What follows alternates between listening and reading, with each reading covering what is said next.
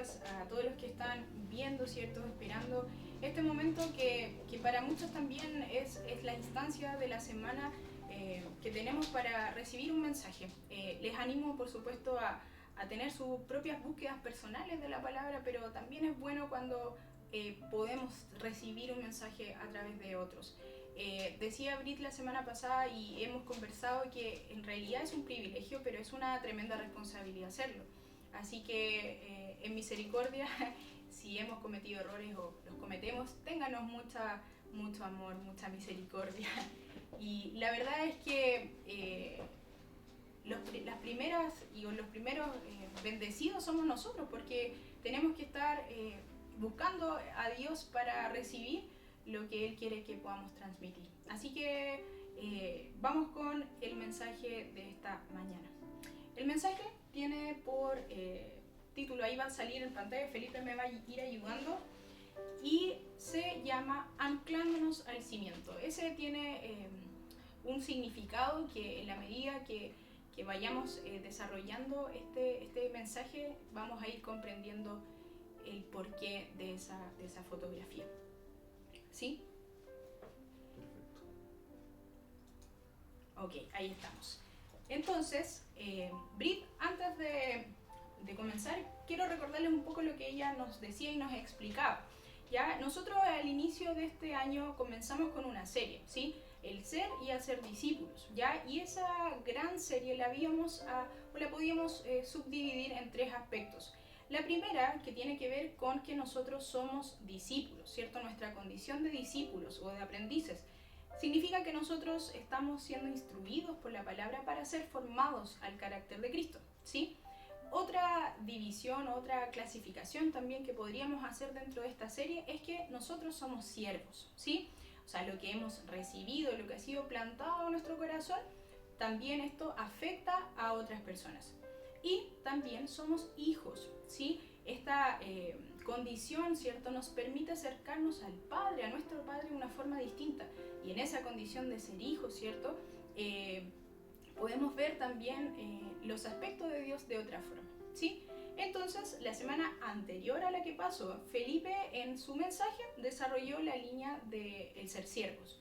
Y la semana pasada, Brit retomó, ¿cierto?, la condición de ser hijos, ¿cierto? Y habló sobre la generosa provisión del Padre, de Dios.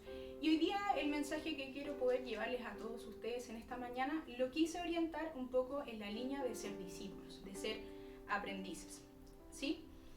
Entonces hoy día nos vamos a situar en el Evangelio de Mateo, ¿sí? Mateo es, si usted puede verlo ahí en su Biblia, es el primer, todavía no, mi amor, por favor, gracias. Vamos a, ya, ahí sí, yo te voy avisando. En el libro de Mateo, ¿sí? Mateo es el primer libro que aparece en el Nuevo Testamento, ¿verdad? Y es muy importante para comprender cuando estamos estudiando, ¿cierto?, la palabra, es entender el contexto histórico, ¿sí? Y Mateo es un libro, ¿cierto?, que relata la vida, la muerte y la resurrección de Jesucristo. Y él está enfocado mayoritariamente, el autor, ¿cierto?, Mateo, lo enfoca mayoritariamente a una audiencia más judía, ¿ya? Para poder hacer mención frecuentemente en el relato a las profecías que en el Antiguo Testamento se hablaron acerca de Jesús y que finalmente él cumplió cuando vino a este mundo, ¿sí? El libro de Mateo tiene el objetivo de preservar el testimonio de los testigos oculares, de las personas que vieron a Jesús en ese momento, ¿sí? También es importante mencionar que este relato que voy a hablarles también lo podemos encontrar en el Evangelio de Lucas, ¿sí? Y Lucas, sin embargo, tiene otro enfoque, ¿sí? Lucas, según los estudios, han dicho que no era judío, por lo tanto el enfoque que él le dio de entregar el mensaje iba más orientado a los gentiles, a los que no eran judíos, ¿sí? Entonces, les invito a revisar ambos relatos, ¿sí? Porque es importante tener también la propia opinión y acerca de lo que Dios cómo nos habla en esos ambos libros, ¿sí? Así que inclusive un dato que yo también quedé muy sorprendida es que en el libro de Lucas el 60% más o menos de lo que sale en Lucas no sale en otro libro de la Biblia, así que muy probablemente nosotros como lectores hemos recibido información a través del libro de Lucas que en otros lados no la vamos a encontrar. Así que es un dato importante. Bueno, entonces vamos a comenzar con el mensaje. Este mensaje está situado en el libro de Mateo 5, en particular es el Sermón del Monte. El Sermón del Monte en el libro de Mateo es muy extenso, ya abarca 3 capítulos, el 5, el 6 y el 7. En el libro de Lucas es un poquito más corto, ¿sí? Yo no voy a hablar sobre el Sermón del Monte completo porque si no estaríamos todo el día, ya son 3 capítulos. Me voy a ir a la última parte, ¿sí?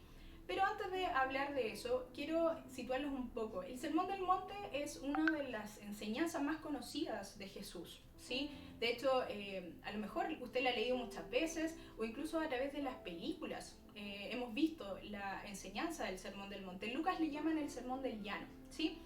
Y aún así, a pesar de que sea una enseñanza tan conocida, no necesariamente es la enseñanza más comprendida o más obedecida por todos aquellos que creemos en Jesús, ¿sí?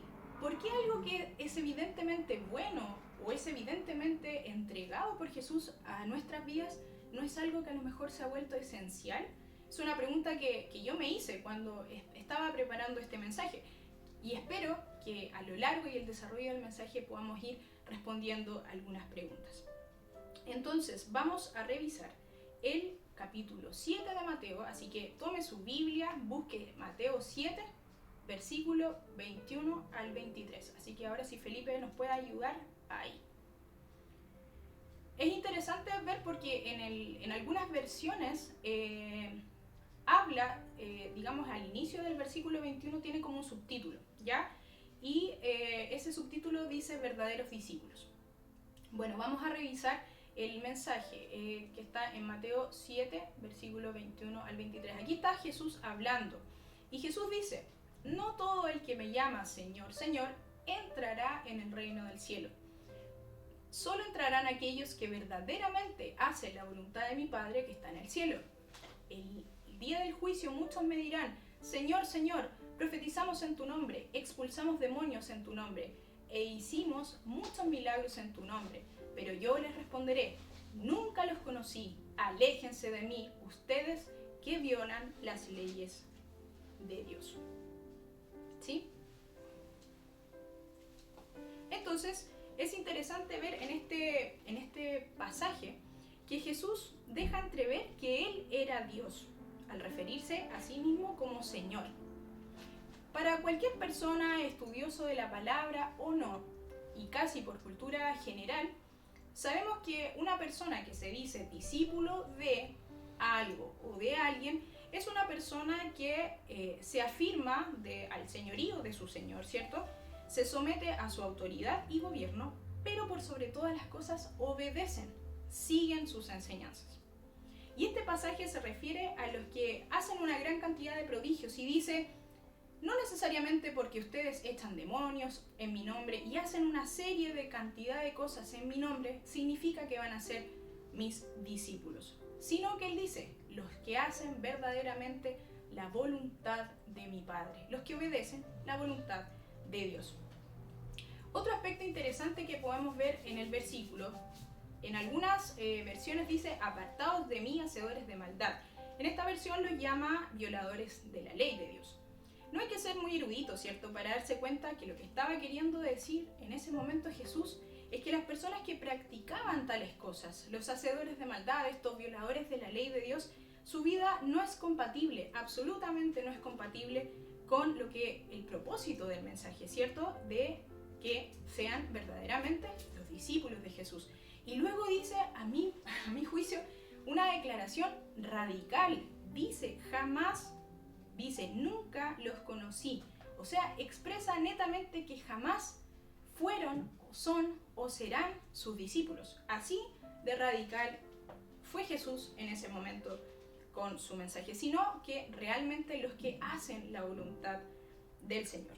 Entonces, en esto, ¿qué podemos entender, queridos hermanos? Que el ser discípulos no solamente basta con conocer, sino que basta, y lo esencial, y es lo suficiente, es la obediencia, es hacer la voluntad de Dios. Y aquí quedan de lado todos y cada uno de los yo creo. ¿Se ha puesto usted muchas veces a pensar cuando tiene que hacer algo o resolver alguna duda? Dice, no, yo creo que puede ser esto. No, yo creo que puede ser mejor. Yo creo. Y el yo creo está centrado en nosotros. O sea, dejamos de lado la voluntad de Dios. Y quizás podríamos estar toda la mañana enumerando millones de yo creo en torno a nuestras propias necesidades y nuestras propias vivencias. Pero no se trata de nosotros. No se trata del yo creo, no se trata de mi sentido común o el de otros, sino que se trata de la voluntad de Dios. Nosotros que muchos, y yo creo que todos los que de alguna forma estamos viendo estas transmisiones, queremos seguir a Jesús, queremos ser sus discípulos. Debemos ejercitarnos y debiésemos estar pensando siempre, Señor, ¿qué quieres que yo haga? Señor, ¿será esto lo que tú quieres que yo haga? Señor, ¿será bueno tomar esta decisión? ¿Será bueno dejar de hacer esto o cual otro? Queridos, es importante, debemos confiar y obedecer en la palabra de Dios, en lo que Él nos quiere enseñar. Pero siempre surge la gran pregunta, ¿qué es lo que Dios quiere que yo haga? ¿Cuál es su voluntad? ¿Cómo hoy día Jesús me está diciendo? Los que quieran ser mis discípulos son los que realmente cumplen la voluntad del Padre. Pero la pregunta es, ¿cuál es la voluntad de Dios? Y si usted ha tomado apuntes de los mensajes anteriores y si no lo ha hecho, bueno, yo se lo voy a recordar. En el mensaje que teníamos acerca de aprovechar bien el tiempo, que me tocó darlos un par de domingos atrás, yo citaba la cita de Romanos 12:2. Y ahí Pablo dice, quizás a mi juicio la clave para el inicio o el comienzo, ¿cierto? Para comenzar a experimentar el conocimiento de la voluntad de Dios. Él dice que no debemos acostumbrarnos a las costumbres ni tener conductas como este mundo, sino dejar que Dios nos transforme en nuevas personas al cambiarnos nuestra manera de pensar. Y dice entonces que vamos a comprender la buena, perfecta y agradable voluntad. Entonces vamos a ver y nos vamos a ir dando cuenta, queridos amigos, que lo único que nos puede transformar la manera de pensar, la manera de entender, es a través de su palabra, de lo que sale de su boca, de lo que ha sido inspirado, revelado en la palabra. Entonces, es extraordinario ver cómo va cobrando sentido la enseñanza de Jesús. ¿Sí? Finalmente Jesús culmina el Sermón del Monte haciendo una enseñanza a través de una parábola. No voy a dar una cátedra de lo que es una parábola. Usted puede buscar información de lo que significa, pero la parábola muchas veces o mal hemos creído que solo era un estilo de enseñanza de Jesús, pero le voy a contar que no. La parábola en ese tiempo de Jesús era muy popular, pero sin embargo no fue un género literario tan explotado. Los rabinos enseñaban a través de parábolas. Y ¿saben qué? Yo preparando este mensaje me di cuenta que habían estudios que dicen que Jesús tomó esta forma de enseñanza, la desarrolló de una forma tan extraordinaria que casi que fue como el sello de Jesús en su metodología de enseñanza. O sea, Jesús en su maravillosa forma de enseñar tomó una forma de enseñanza de los tiempos que era muy común y, cierto, la utilizó, la adaptó para poder entregar el mensaje y para que todos finalmente pudieran conocer el mensaje que él quería transmitir. Así que vamos a ver entonces lo que dice Mateo 7, versículos 24 al 27. Busque ahí su Biblia, Felipe me va a ayudar con la transición. Dice así: todo el que escucha mi enseñanza y la sigue es sabio, como las personas que construye su casa sobre una roca sólida. Aunque llueva a cántaros y suban las aguas de la inundación y los vientos golpeen contra esa casa, no se vendrá abajo porque está construida sobre el lecho de roca. Sin embargo, el que oye mi enseñanza y no la obedece es un necio, como la persona que construye su casa sobre la arena. Cuando vengan las lluvias y lleguen las inundaciones y los vientos golpeen contra esa casa, se derrumbará con un gran estruendo. ¡Wow! Entonces, Jesús, luego de haber estado mucho tiempo enseñando, ¿cierto? de haber estado compartiendo. Yo les invito a revisar las enseñanzas del Sermón del Monte. Son muy buenas, quizás muy conocidas, pero los invito a todos a poder volver a revisarlas, porque en realidad es una enseñanza muy potente de parte de Jesús. Y Él culmina, ¿cierto?, toda esta enseñanza y hace una comparación, ¿cierto? Y establece dos líneas de acción. Si tú escuchas la palabra, es una cosa, pero si la oyes y la obedeces, serás como una persona sabia. Pero si la oyes y no la obedeces, no la sigues, serás como una persona necia. En algunas versiones habla de la prudencia y de la insensatez. ¿En qué línea está usted? Obviamente que nuestra vida no es absoluta, ¿verdad? Tiene matices. Hay áreas que a lo mejor están más rocosas, otras que están más arenosas, y hay una combinación, hay una mixtura. Somos los sabios necios, ¿cierto? O quizás somos sabios en algunas cosas, hemos edificado sobre roca, pero en algunas no. Y ese es el desafío y esa es la reflexión que hoy día nos lleva este mensaje. Además, es interesante ver que en esa parte, en ese versículo, Jesús habla sobre un proceso, que es la construcción. La construcción no es algo que se da de la noche a la mañana. Hay distintos tipos de construcciones, pero la esencia es que es un proceso, no es que se da de un momento para otro. Y para poder entender un poquito mejor esto, es importante mencionar lo siguiente. Yo no soy entendida de construcción, tengo familiares que sí lo son, pero por cultura general quizás podemos entender que no hay una viabilidad en una construcción si es que no tiene los cimientos adecuados, ¿sí? Entonces yo estuve buscando para poder entender un poco mejor este mensaje y dice que los cimientos son estructuras que le dan fuerza y le dan a la construcción una base, ¿sí? Para soportar cualquier tipo de inclemencias, temblores, tormentas, en este caso nosotros que vivimos en Chile, un país sísmico, los terremotos, ¿cierto? Otra cosa curiosa, para cada construcción hay un tipo de cimiento. Yo no puedo usar el mismo cimiento en cada tipo de construcción, tengo que usar uno distinto de acuerdo al proyecto que estoy elaborando.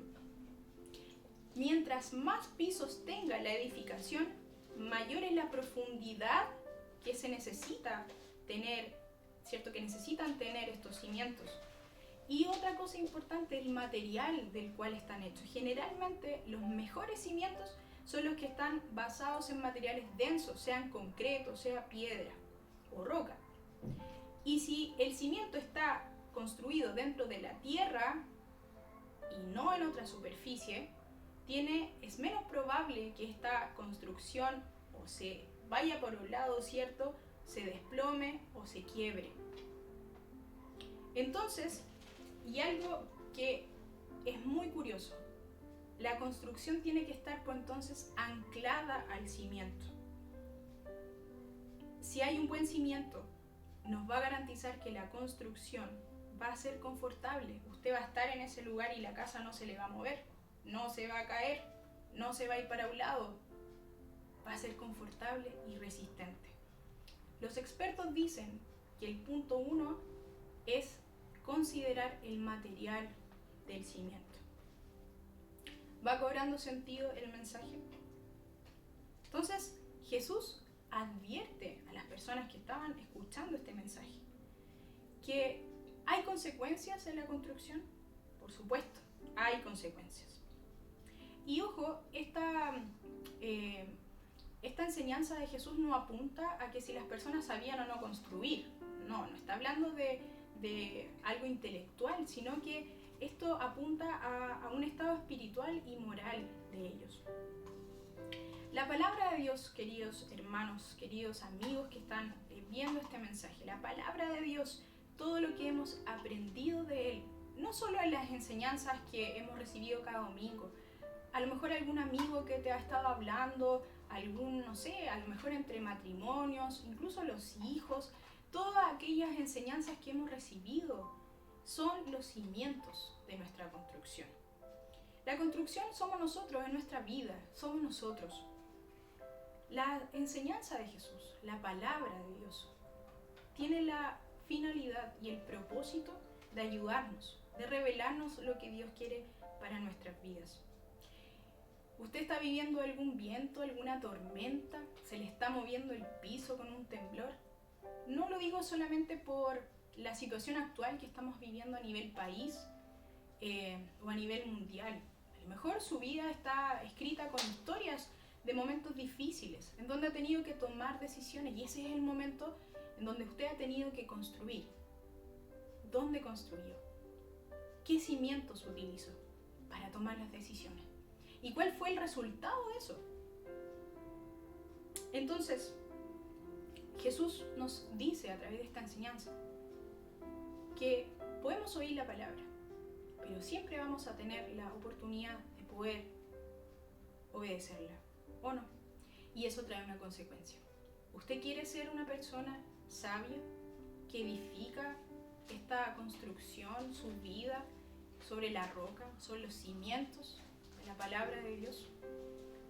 ¿Quiere ser calificado como una persona sabia? Bueno, entonces su cimiento debe estar en la palabra de Dios. Vendrán toda clase de inclemencias, vientos, tormentas, cualquier situación, pero usted va a estar confiado en que su cimiento es de buena calidad, ¿sí? Timoteo confirma esta gran verdad. El impacto de la palabra de Dios en nuestra vida es real. Y vamos a ir a la segunda carta de Timoteo. Y para todos los que están siguiendo la escuela Apolos, sí, dale Felipe, por favor, gracias. Los que están siguiendo la escuela Apolos se van a dar cuenta que este fue uno de los versículos que el expositor desarrolló en su mensaje. Y es interesante ver que Dios ordena las cosas de una forma muy especial, porque en realidad yo no había visto este capítulo, y cuando lo vi me alegré mucho porque era parte también del versículo que iba a utilizar en este mensaje. Así que también le invito a buscar la enseñanza en esta escuela bíblica. Ya es gratis, usted solamente tiene que conectarse a través de YouTube y está la enseñanza dispuesta para que usted la escuche. Son capítulos cortitos, así que igual tiene una ventaja el poder tener estos recursos para utilizarlo. Así que busque ahí la escuela Apolos, ¿ya? Vamos con 2 Timoteo 3. Dice así: toda la escritura es inspirada por Dios y es útil para enseñarnos lo que es verdad y para hacernos ver lo que está mal en nuestra vida. Nos corrige cuando estamos equivocados y nos enseña a hacer lo correcto. Dios la usa para preparar y capacitar a su pueblo para que haga toda buena obra. Incluso Hebreos 4:12, que no está ahí en pantalla, pero dice también Hebreos: pues la palabra de Dios es viva y poderosa, es más cortante que cualquier espada de 2 filos, penetra entre el alma y el espíritu, entre la articulación y la médula del hueso, deja al descubierto nuestros pensamientos y deseos más íntimos. La palabra de Dios, queridos hermanos, queridos amigos que nos están viendo, tiene poder, es viva.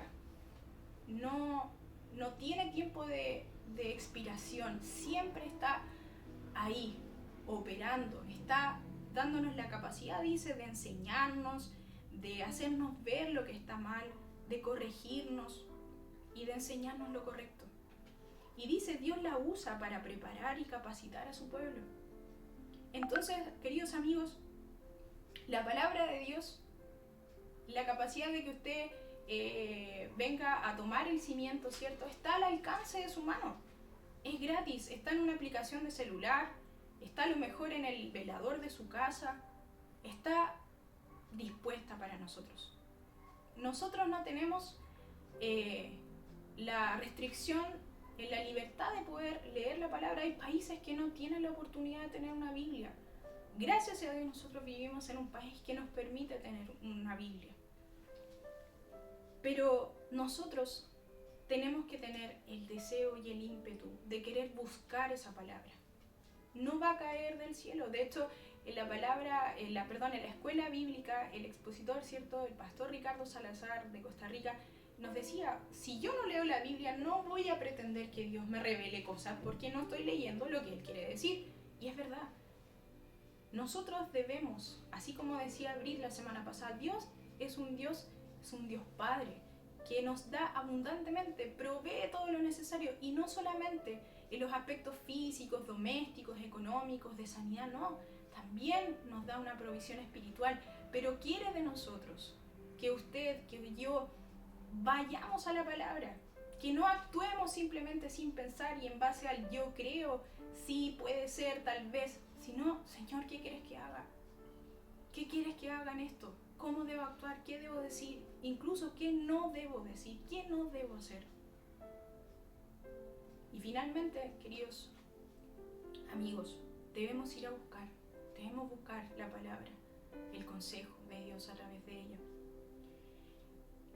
En la escuela Apolos, el expositor nos decía, hay un impacto, hay una consecuencia del estar cerca o el estar lejos de la palabra de Dios.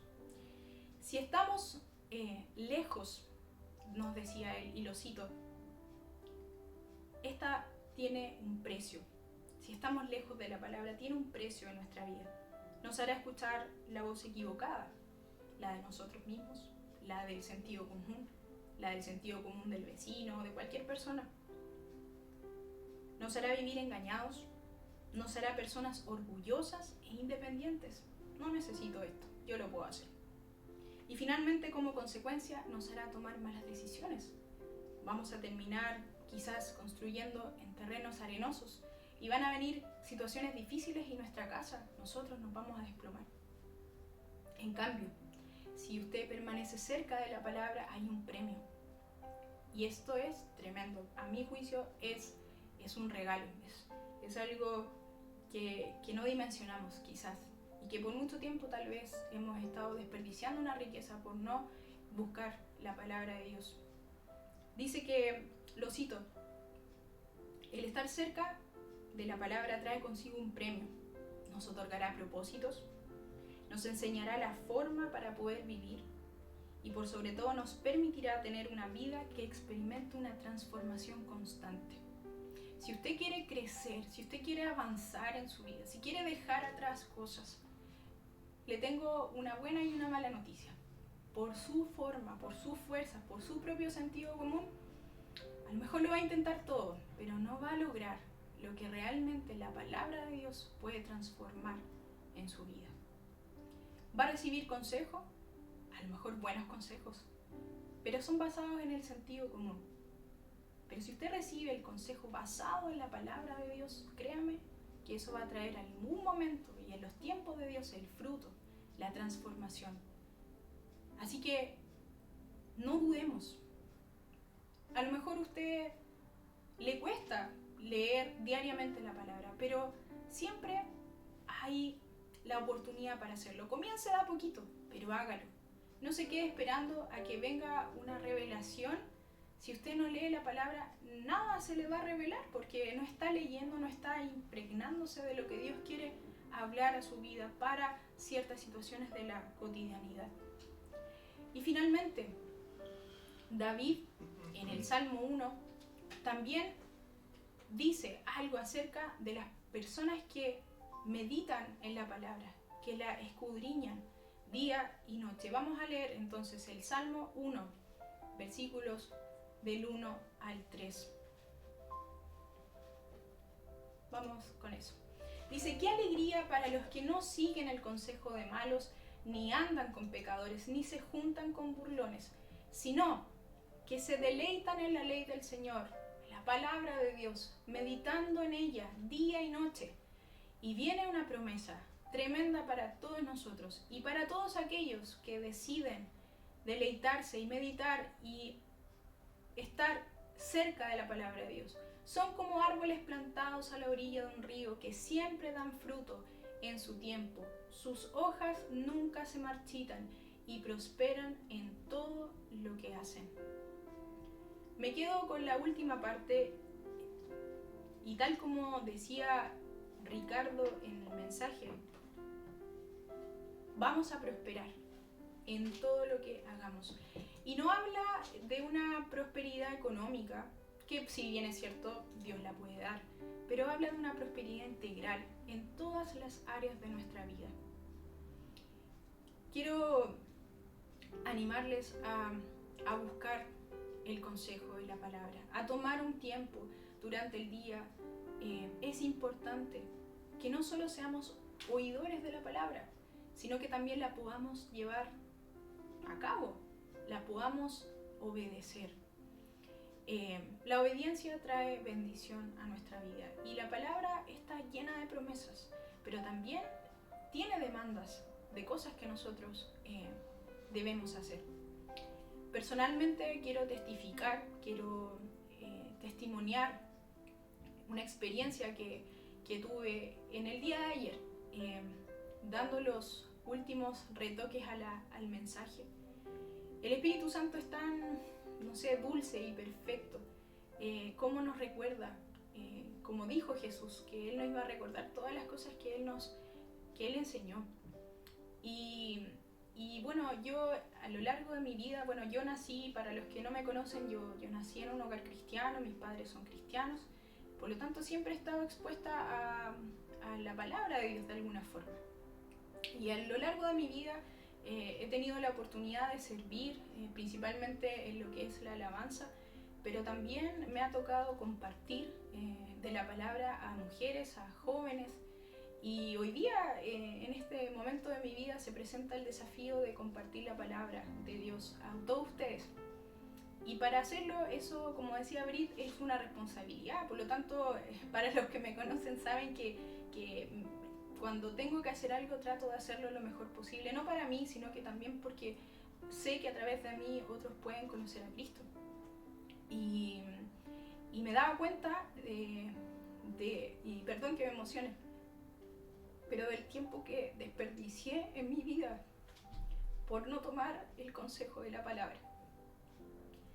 Hay una riqueza tan grande en escuchar lo que Dios quiere, y la única forma que Dios tiene para hablarnos quizás de una forma tan práctica y tan rápida es su palabra. Dios puede hablarnos audiblemente, sí, pero no lo estamos viendo, no lo estamos escuchando, pero sí lo podemos hacer a través de la palabra.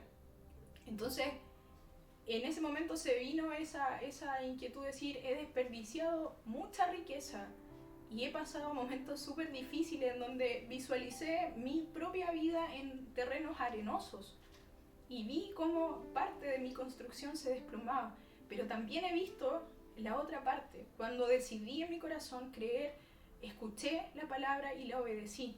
Y he visto en este tiempo que hemos estado con Felipe acá en cuarentena, en muchas cosas he visto el cumplimiento de esa promesa, de poder ver la bendición de Dios en mi vida. Y es maravilloso, es una bendición que me encantaría que ustedes pudieran recibirla y vivirla todos los días, porque es algo maravilloso.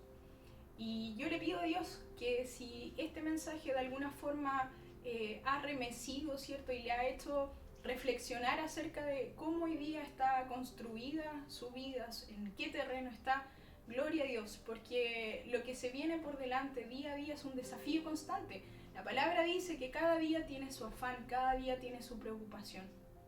Y para eso, para cada afán, para cada situación, Dios tiene una palabra para nosotros. Así que simplemente glorificar a Dios porque Él es bueno, porque no nos deja, porque su palabra permanece en el tiempo y está siempre dispuesta y cerca para todos aquellos que la quieren buscar, que la quieren entender.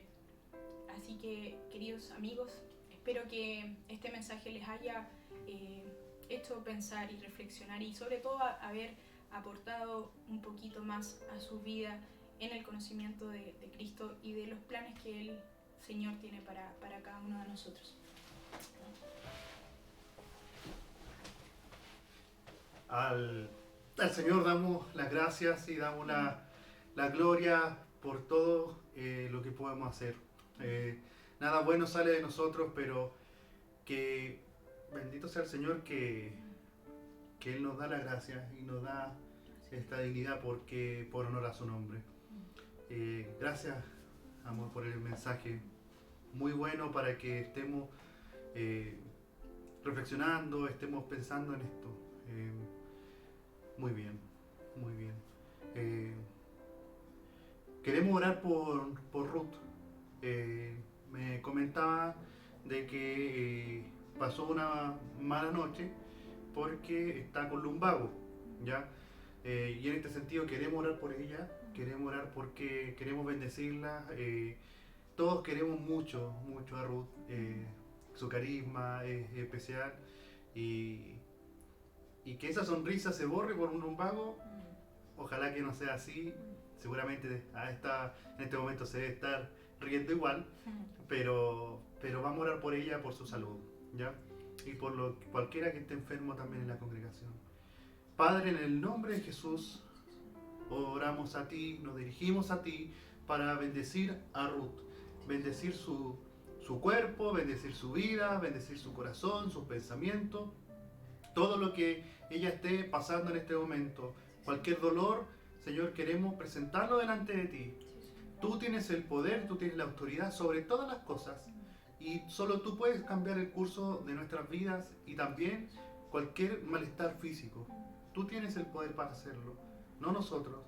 Por tanto, simplemente pedimos, Padre, en el nombre de Jesús, que tú puedas intervenir dentro de este lumbago o cualquier dolencia que sea aún más allá de un lumbago, cualquier dolencia que tenga Ruth en este momento. Pedimos, Señor, que tú intervengas, que tu Espíritu Santo comience a poder hacer que ese dolor disminuya y empiece a desaparecer y que ya durante ya la tarde comience a desaparecer ya y pueda estar sin ningún dolor, que pueda descansar.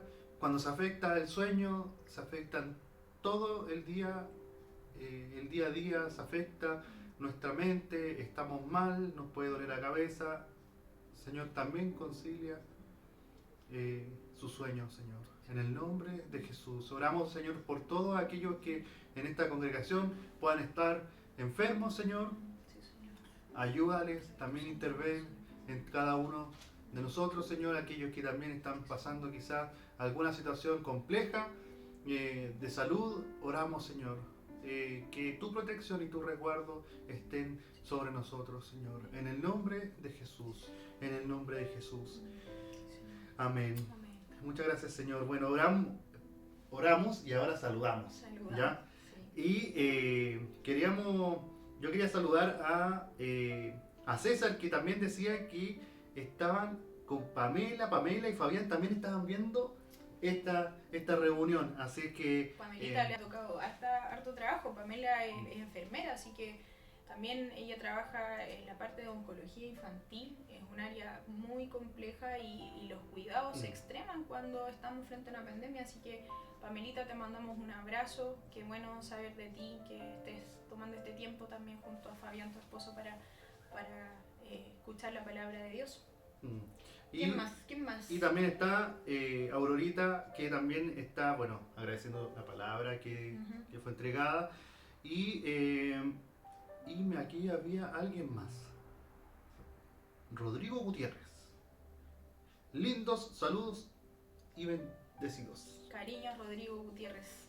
Así que, y bueno, Pastor Hernán también, que estaba también saludando.